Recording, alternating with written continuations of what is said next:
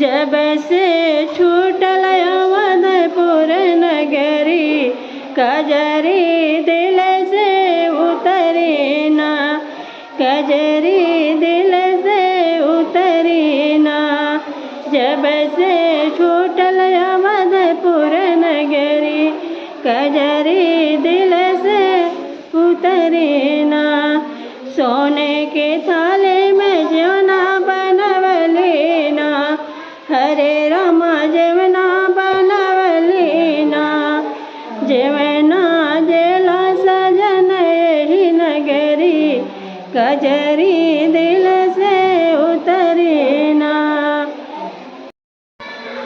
जब से छूटल अवधपुर नगरी, कजरी दिल से उतरी ना। जब से छूटल अवधपुर नगरी, कजरी दिल से उतरी ना।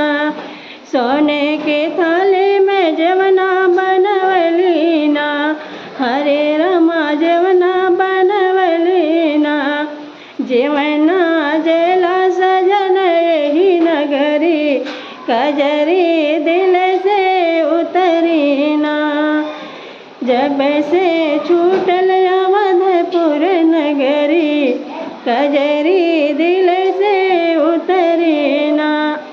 लोटा गिलासी गंगा जल पानी ना, हरे रामा गंगा जल पानी ना। पनिया पीला सजन यही नगरी, कजरी दिल से उतरी ना। जब से छूटल अवधपुर नगरी, कजरी दिल से उतरी ना।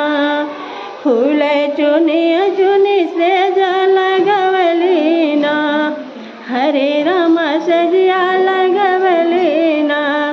सजिया सोइला बल में यही नगरी, कजरी दिल से उतरी ना।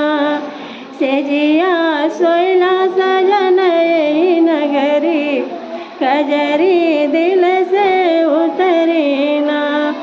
जब से छूटल अवधपुर नगरी, कजरी दिल से उतरी ना।